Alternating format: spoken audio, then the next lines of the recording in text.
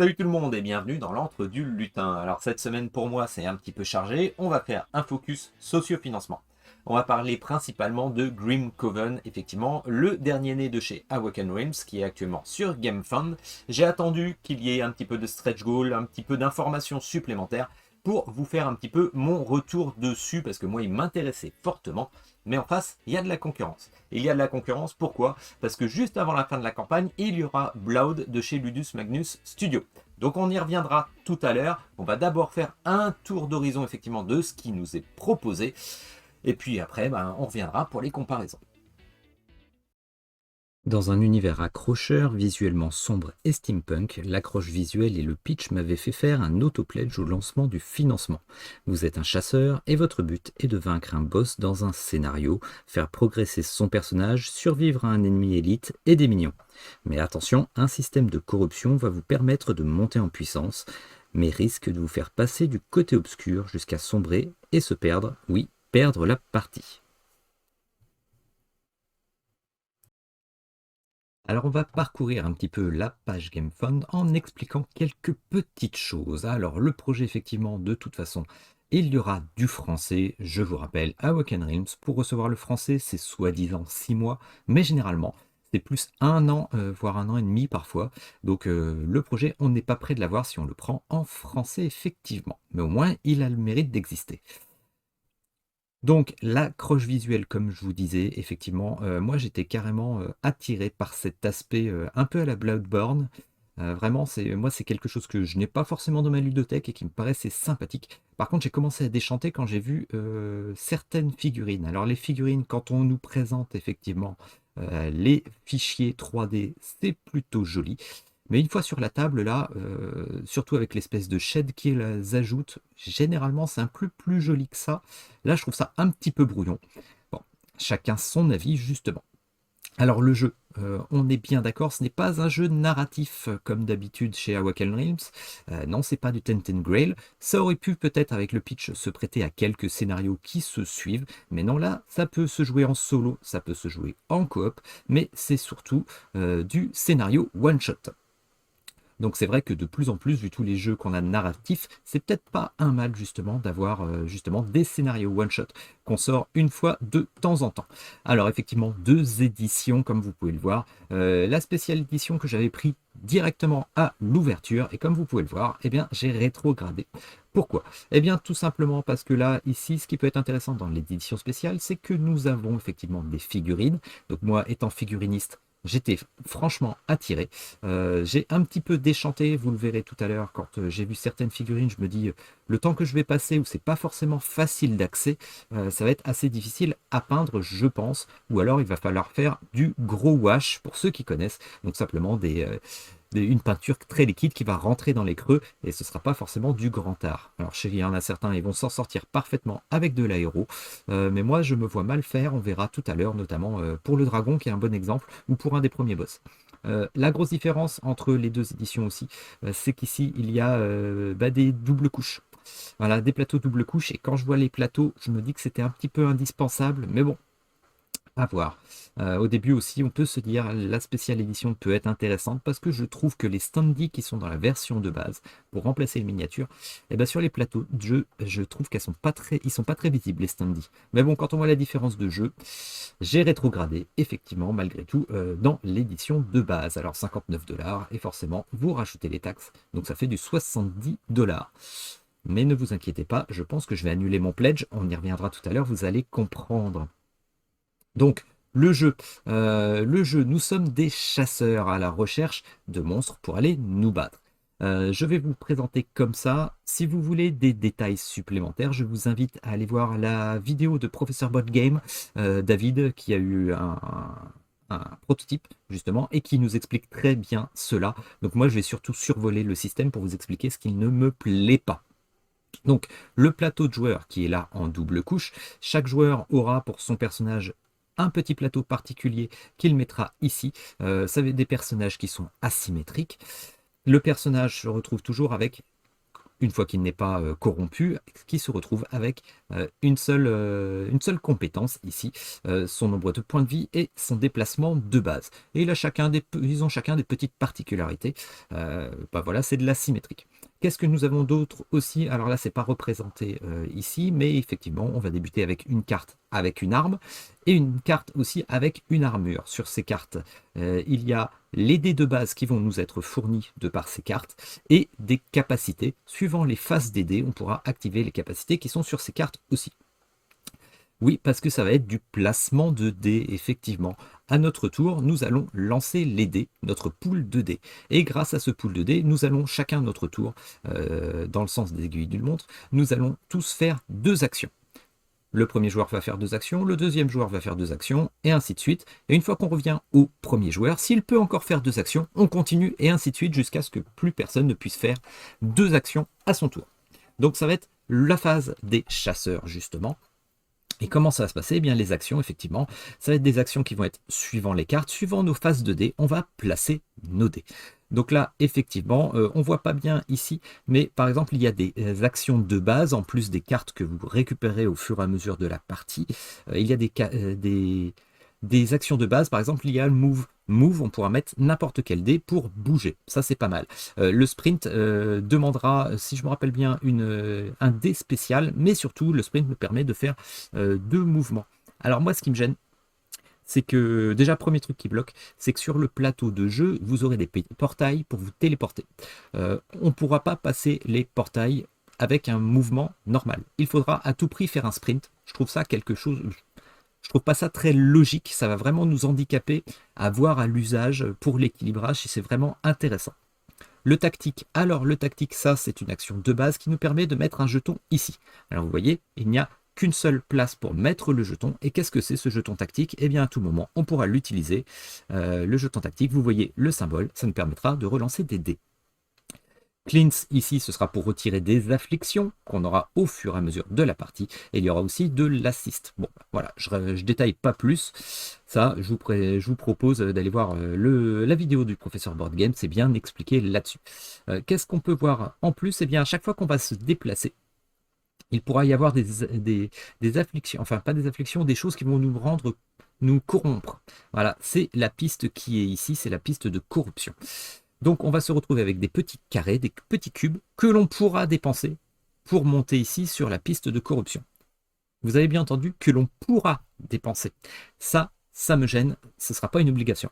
Ça, je trouve ça un petit peu moyen sur le principe, parce que du coup, on pourra augmenter ici pour gagner en puissance, parce que vous voyez, on va être de plus en plus corrompu, mais ce que l'on peut voir, c'est qu'il y a des petits cadenas. À chaque fois qu'on dépassera un petit cadenas, eh bien simplement, on pourra prendre une carte avec une compétence en plus, qui nous permettra de monter en puissance. Par contre, au bout d'un moment, lorsque nous passerons le seuil critique, eh bien, le seuil critique nous permettra de retourner cette carte ici pour montrer que nous commençons à être corrompus. On changera notre figurine parce que vous allez voir, il y a une sacrée différence. Et en étant corrompu, on aura un sort en plus et des points de vie en plus.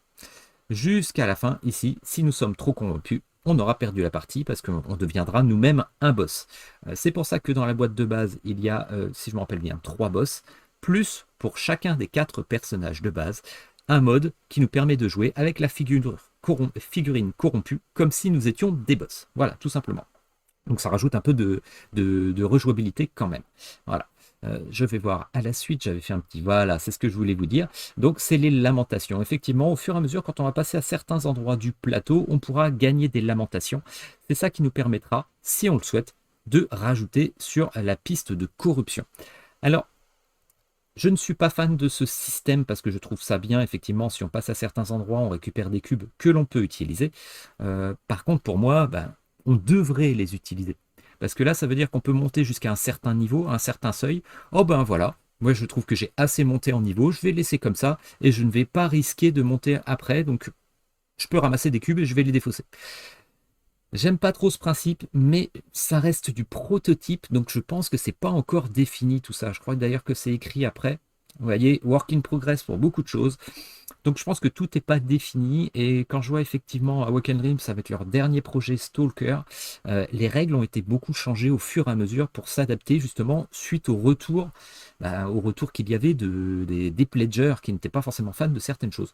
Donc ça, peut-être que ça en fera partie. Parce que je trouve ça un petit peu dommage. Ça veut dire qu'on peut pas. Oui, on peut flirter avec le mal, mais quelque part, on va choisir notre destinée quand même.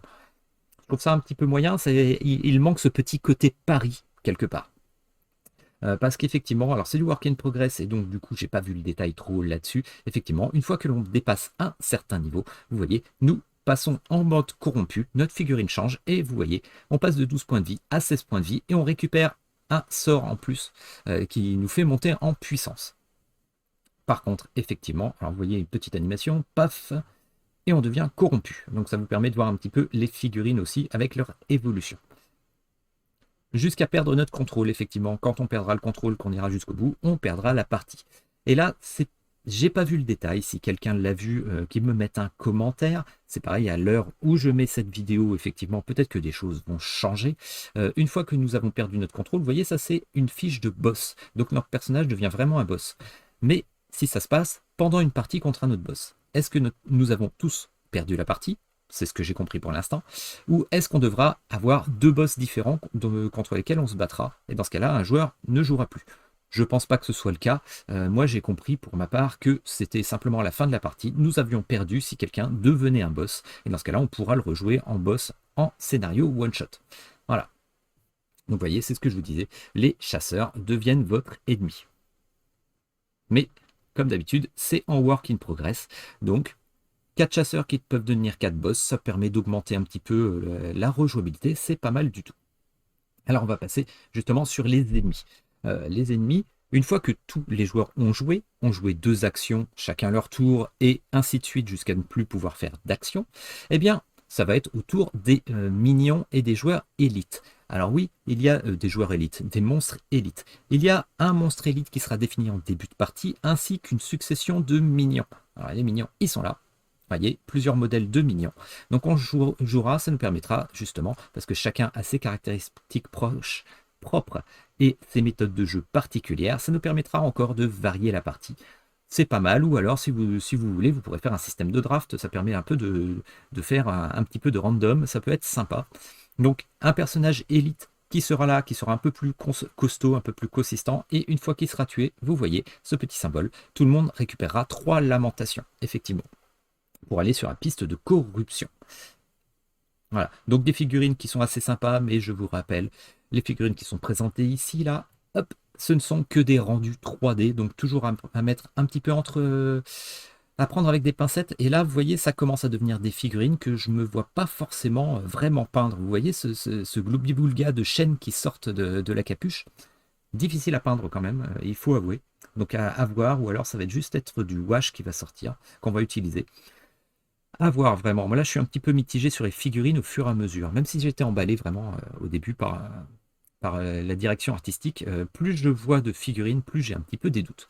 Donc ensuite, ce sera au tour, après les joueurs, ce sera au tour des minions de jouer. Ensuite, ce sera aux élites. Il y aura également des événements peut-être qui seront joués à ce moment. Ça dépend si les événements auront été sortis. Ça dépend du boss. On reviendra là-dessus. Bah tout de suite, voilà, tout simplement, parce que ça c'est une fiche de personnage de boss, le dashboard de boss.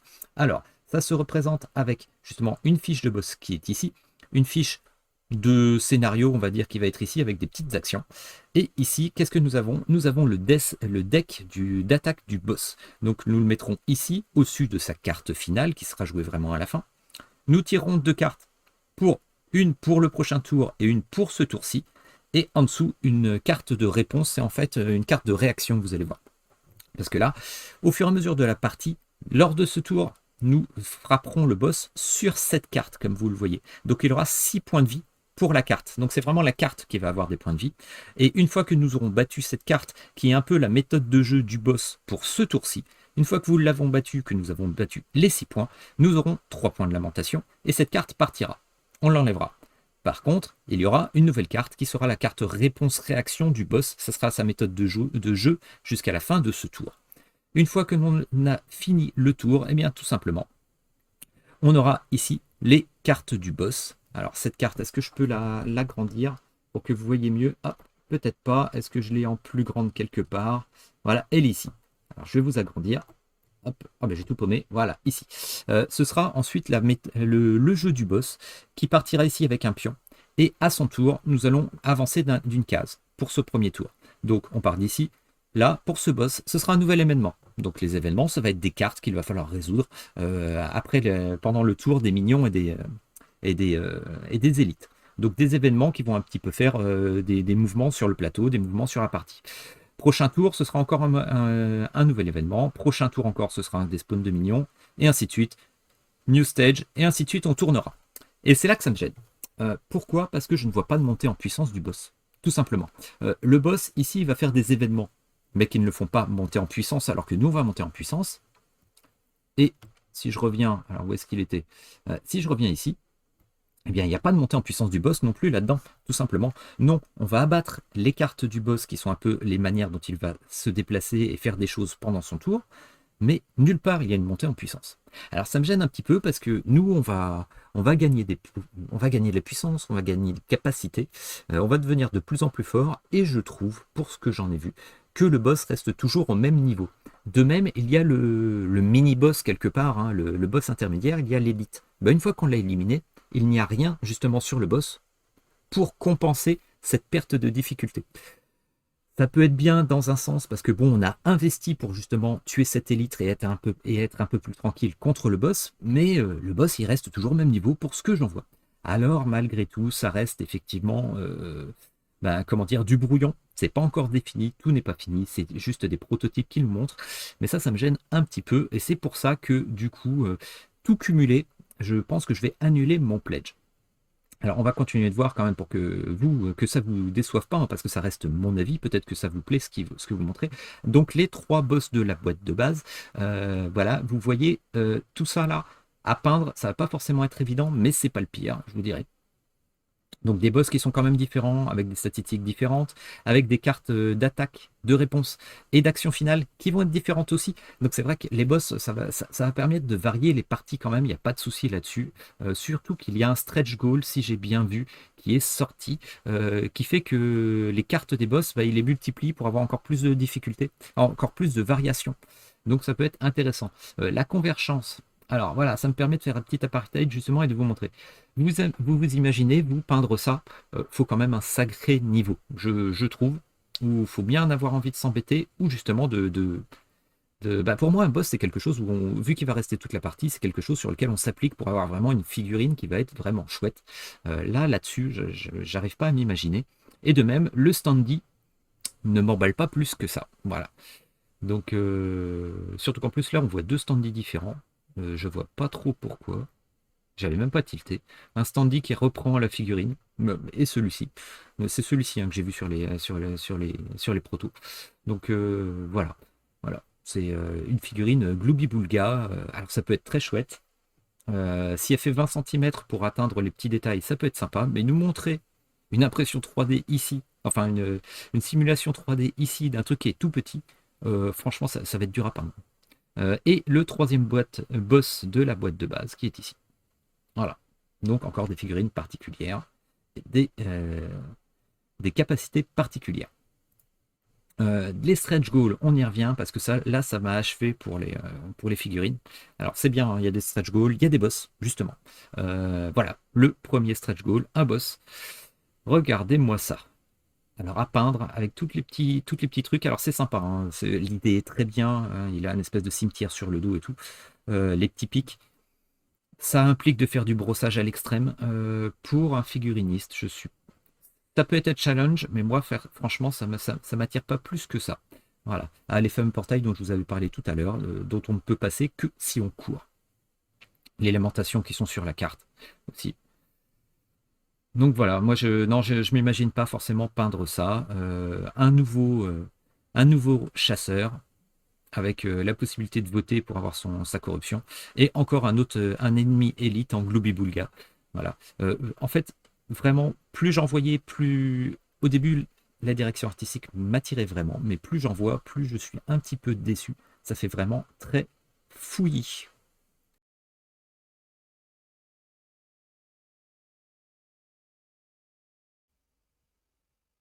Alors vous voyez, pour moi, on est passé quand même d'un auto-pledge, hein. Dès que j'ai eu l'annonce, que j'ai vu la direction artistique, ça m'a tiré grandement. J'étais sûr de prendre un pledge. Et au fur et à mesure, vous voyez, c'est un petit peu la douche froide. Alors, c'est pas que le jeu soit mauvais dans ce qui nous est présenté, mais j'ai vraiment des doutes. Et je trouve qu'avec Awaken Realms, depuis quelques temps, entre Stalker et celui-ci, eh ben, il nous propose des projets et derrière, côté gameplay, il y a des petits couacs. Voilà, alors, Awaken Realms, c'est vrai que il y a de la figurine, il y a du jeu, il y a de la direction artistique, mais derrière, effectivement, les mécaniques, parfois, sont un petit peu douteuses. Alors, même si j'adore Tainted Grail ou Nemesis, il faut avouer que derrière, parfois, les mécaniques sont un petit peu lourdes. En face, on a donc Blood qui va sortir. Donc les deux vont se croiser à peu près en sociofinancement pendant 2 ou 3 jours. On va revenir sur cette proposition, mais il faut se rappeler que Ludus Magnus Studio, il y a quand même des signaux d'alerte côté sociofinancement depuis quelques temps, même si ça y est, la situation a l'air de se débloquer pour les livraisons des jeux en attente. Alors, Blood, effectivement, un projet pareil avec une charte graphique qui me plaît, qui m'attire. Ça va être sur base de vampires. Oui, alors les vampires, effectivement, c'est peut-être un peu passé de mode. On en avait plein, des vampires et loups-garous fut une époque il y a quelques années. Et là, on se retrouve avec un jeu de 1 à 4 joueurs, à peu près le même pitch, hein, quelque part. Hein, voilà, le même intérêt. 1 à 4 joueurs pour des parties de 90 minutes. Par contre, la différence pour Blood, c'est que là, on va se retrouver avec un jeu qui, effectivement, nous propose... Alors, attendez, je l'ai vu quelque part. Voilà, on aura le mode story, le mode roguelite et le mode battle, single battle. Donc, on pourra faire du one-shot, mais on aura également un petit mode qui nous permet d'enchaîner les parties. Ça peut être sympa, justement, pour la montée en puissance. Il faut voir comment ça va se passer, la montée en puissance des personnages. Alors, vous remarquerez, effectivement... une charte graphique un petit peu particulière. Oui, parce qu'en fait, nous sommes des personnes qui, le jour, nous sommes des saltimbanques, nous sommes des membres du cirque, nous sommes des artistes, et par contre, la nuit, on fait la chasse aux vampires. Donc je trouve ça assez sympa, ce petit pitch, avec la journée où nous pourrons augmenter nos cartes, améliorer notre deck quelque part. Donc quelque chose qui est sympathique, alors ça plaira pas forcément à tout le monde. C'est vrai que Ludus Magnus Studio, c'est toujours très beau. Les figurines, par contre, les figurines, c'est dans le top, franchement, des jeux de société, hein. Vraiment, dans les figurines de Ludus Magnus Studio, elles sont très belles. Alors là, malgré tout, ça reste justement de la 3D qui nous est présentée, mais en vérité, c'est vraiment de très belles figurines. Donc on se retrouve à peu près avec les mêmes prix en plus, hein, si on fait une comparaison de prix, 109 euros, 65 euros. Donc une version avec figurine, une version avec standy. Il y a du français. C'est pour ça que ça peut être intéressant justement de se pencher aussi sur ce projet de Ludus Magnus Studio, même si, comme je vous l'ai dit, il peut y avoir quelques petits doutes sur la santé de la société pour le sociofinancement. Donc voilà. Alors là, par contre, nous présenter des figurines avec ce niveau de détail, même si le Dus Magnus Studio, c'est quand même le haut du panier, faut peut-être pas pousser. Ne vous attendez pas à avoir ce niveau de détail non plus, je pense. Je pourrais être surpris, hein, c'est vrai qu'il y a eu des belles avancées côté moulage, hein, depuis quelques années. Voilà. Donc, Blood, qu'est-ce que ça va être? Eh bien, ça va être un petit peu le même principe, effectivement. Donc, il y a un story mode, un roguelite mode et un single battle mode. Donc ça peut être sympa, effectivement, en comparaison à un Grim Coven. Même si Green Coven, si ça se trouve, ça ne m'étonnerait pas qu'ils sortent ça en stretch goal, hein, parce qu'il y a des joueurs qui demandent. Et nous allons nous battre pour essayer d'aller tuer des vampires et d'aller tuer, eh bien, effectivement, Vlad Dracula.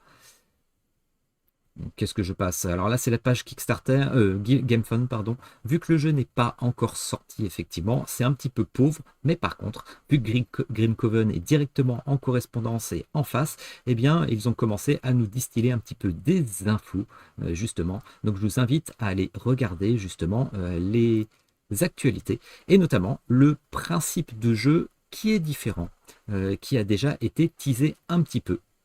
Donc ils appellent ça le chain system. Rappelez-vous, nous avons du placement de dés pour Grim Coven, qui est des dés qui vont nous permettre de déclencher des effets. Là, on va se retrouver avec des cartes. On va choisir chacun à notre tour des cartes. On va mettre 4 cartes de joueurs, mais sans les jouer. Et une fois qu'on aura fini, eh bien, en fait, on va déclencher des actions.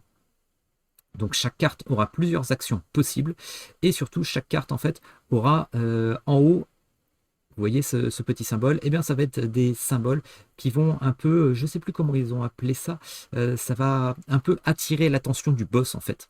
Donc plus on va mettre ces points-là, on va déclencher, on va dépasser sur un compteur, et quand on va dépasser certains points, eh bien tout simplement, ça va créer des réactions du boss et déclencher des événements. Donc on va jouer ces cartes, enfin on va mettre ces cartes, et à notre tour ensuite, on va les utiliser, on va choisir justement chacun les actions que l'on choisit sur ces cartes pour justement jouer ensemble. Donc un principe qui est un petit peu différent. J'ai hâte de voir justement une partie jouée. J'en ai pas encore vu. C'est pas encore sorti en vidéo à l'heure où je vous parle. Mais le système est un petit peu différent et peut être assez sympathique. Voilà.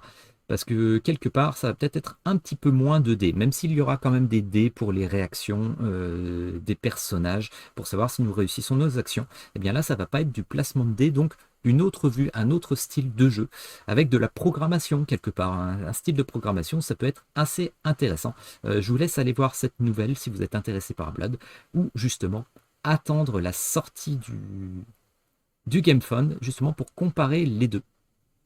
Parce que Blood, du coup, va sortir dans 9 jours. Alors là, nous sommes un dimanche, ça sort dans 9 jours. Alors que Grim Coven, eh bien, tout simplement, ça va se terminer dans 11 jours. Donc, vous aurez 2 jours pour comparer avec, je pense, un maximum d'infos sur Blood qui va sortir.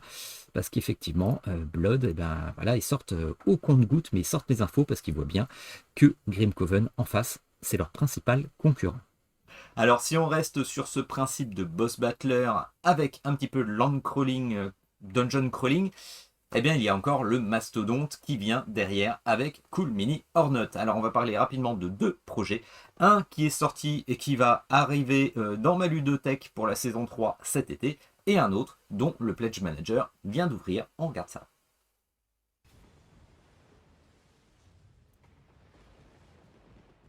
Alors, je parlais de lourd, je parlais de gros lourd. Et oui, il est gros, il est moche, il y a Cthulhu Death Médaille.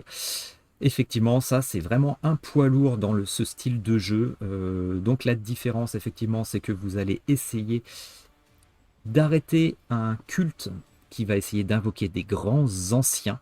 Vous allez arrêter le rituel. Le rituel, une fois que vous l'aurez arrêté, il y a un monstre qui va apparaître et vous allez essayer de le battre dans un temps donné, dans un nombre de tours donné. Donc c'est un vrai boss battler avec un petit côté justement crawling. Donc dungeon crawler. Donc c'est du cool mini or not. Donc si vous avez pris les stretch goals, si vous avez fait la campagne, il y a un nombre d'investigateurs, donc de héros, qui est vraiment énorme, vraiment monstrueux. Est-ce qu'on a vraiment besoin de tout ça? Pas forcément. Je vous rappelle qu'il y a déjà de toute façon le premier qui est déjà dans les boutiques. Et quand je vous dis qu'il est reconnu, 8,2 sur BGG, alors qu'on aime les classements BGG ou pas, c'est vraiment une note qui est vraiment très reconnue par tous les joueurs. Un jeu de 1 à 5 joueurs. Donc c'est une valeur sûre si vous le voulez. Donc, qu'est-ce que c'est? Eh bien, donc, nous sommes des investigateurs. Comme je vous ai dit, vous allez essayer d'arrêter un rituel. Mais malgré tout, si on veut faire une comparaison justement avec Grim Coven, c'est qu'au fur et à mesure, vous allez sombrer vers la folie. Effectivement, vous partez avec une folie dès le début. Une folie qui va vous handicaper un petit peu, mais qui va vous permettre aussi de monter en puissance. Et c'est là où je trouve vraiment que Grim Coven pioche vraiment un petit peu partout, parce que c'est vraiment un petit peu du Cthulhu Death Médaille quelque part quand on regarde certaines petites choses. Mais après, c'est bien de s'inspirer justement de quelque chose qui fonctionne. L'autre intérêt de Cthulhu Death Médaille, alors ça c'était le brouillon de livret de règles de la 3e saison. Ce qui est intéressant, c'est que c'est du cool mini or not. Donc les règles ne sont pas trop compliquées, ne sont pas trop denses. Comme vous le voyez, alors attendez, on va aller jusqu'à la fin. On se retrouve juste avec un livret de 28 pages en ayant le résumé des règles qui est ici, un index, un peu de lore, un codex. Donc vous voyez, c'est pas des règles qui sont forcément super lourdes, c'est assez light quand même quand on regarde le livret. Donc ça peut être l'intérêt aussi, Cthulhu Death Médaille, du Cool Mini or Not. Ça peut être quelque chose d'un peu plus léger peut-être que Grim Coven, ce sera à voir. Mais également, si vous voulez partir là-dedans vers Cool Mini or Not, eh bien, ils nous ont sorti il n'y a pas très longtemps, mais ça n'a pas eu l'air de beaucoup fonctionner. Ils nous ont sorti God of War The Board Game. Donc pareil, un espèce de boss battler sur la licence de God of War et qui est fortement inspiré justement par Cthulhu Death Medaille. Donc nous aurons le boss qui apparaîtra à un moment sur la partie. Là, l'intérêt de ce jeu, c'est que c'est un jeu qui a vraiment été tourné pour jouer en solo ou en duo. Apparemment, suivant les retours des influenceurs, mais il faut toujours prendre avec des pincettes, c'est un jeu qui serait meilleur à deux justement. Les deux personnages ayant un peu une synergie pour s'entraider dans leur placement de cartes. Pareil, hein, ça va être de la carte que l'on va choisir. Ça va être un peu de programmation d'action beaucoup plus légère que Grim Coven. Et avec des synergies pour justement monter en puissance sur des barres de compétences. De la montée en puissance aussi avec des nouvelles compétences, des figurines, un petit plateau. Ça peut être intéressant. Alors le jeu de base est de 1 à 2 joueurs. Et si vous preniez le pledge, justement, alors attendez que je vous retrouve ça. Si vous preniez le pledge de base, qui était à 90$, eh bien vous aviez justement une extension pour jouer à 3 ou 4. Voilà. Donc 90$, ça permettait d'avoir les stretch goals, l'extension pour jouer à 3 ou 4. Ça, franchement, on oublie tout de suite. Ou alors sinon, si vous voulez prendre celle qui est un peu moins chère, parce que là, il n'y a pas les stretch goals, il n'y a pas les bonus. Not include stretch goal. Ça, c'est vraiment un appel d'offres pour dire que le jeu peut se trouver pas cher. C'est pour attirer le chaland, on va dire. Voilà. Donc moi, personnellement, il m'attire beaucoup God of War de Board Game. Peut-être complémentaire justement à Cthulhu Death Medaille, un petit peu différent, avec un petit côté programmation quelque part qui est un petit peu différent. Les ennemis qui vont se déclencher au fur et à mesure suivant des cartes. Donc ça peut être intéressant à voir, ça peut compléter le Cthulhu Death Medaille. Ça peut être intéressant, surtout que, comme je vous disais, effectivement, le nombre de pages, hein, moi j'aime bien me baser sur le nombre de pages de règles, hein, parce que ça permet de définir un petit peu. Voilà, 18 pages. 18 pages, alors que là, on passe sur le mode solo. Donc ça peut être intéressant, et ça coûte rien, justement, d'aller voir les règles, si ça vous intéresse, ou de regarder une ou deux vidéos. Donc ça, c'est un pur challenger, sachant que tout le Death Medaille, c'est la valeur sûre. Alors vous voyez, 4 projets, 4 ambiances complètement différentes et des systèmes de jeu un petit peu différents justement dans la gestion des personnages et dans la montée en puissance. Ce qu'on peut voir effectivement, c'est que pour moi, j'étais passé d'un auto-pledge à l'annonce quand même, parce que ça m'attirait énormément Grim Coven, l'ambiance, mais aussi le fond de l'histoire, parce que ça me rappelle, alors, petit apartheid, ça me rappelle un manga, un japanime que vous pourrez trouver, je crois qu'il est sur Netflix, peut-être, allez voir si vous l'avez, c'est Claymore. Claymore, j'aimais bien ce pitch justement des guerrières, une succession de guerrières qui sont moitié démons, moitié femmes, et qui se battent contre des démons pour les chasser, mais qui petit à petit, quand elles montent en puissance, peuvent déraper et passer du côté obscur, devenir elles-mêmes des espèces de monstres. Donc c'est un pitch qui me plaisait parce que j'adore cette série, alors une vieille série, hein, quand même, un vieux japanime, mais je vous conseille d'aller voir. La direction artistique m'attirait grandement, ce côté steampunk vraiment sombre, mais franchement, plus j'en vois sur le jeu, moins je suis attiré. Ça reste du prototype qui a été présenté, et de plus en plus, je me dis, Awaken Realms, il y a la direction artistique, il y a le projet, mais j'ai l'impression que derrière, il rame un peu. Ça me fait cette impression depuis également Stalker. Les mécaniques, c'est pas forcément leur fort. Il y a des fois les systèmes de jeu, même si Nemesis j'adore, même si voilà, ils ont fait des super jeux. Mais derrière, j'ai l'impression que ça commence à ramer. Et ils sont vraiment habitués à du narratif, et là, c'est pas du narratif.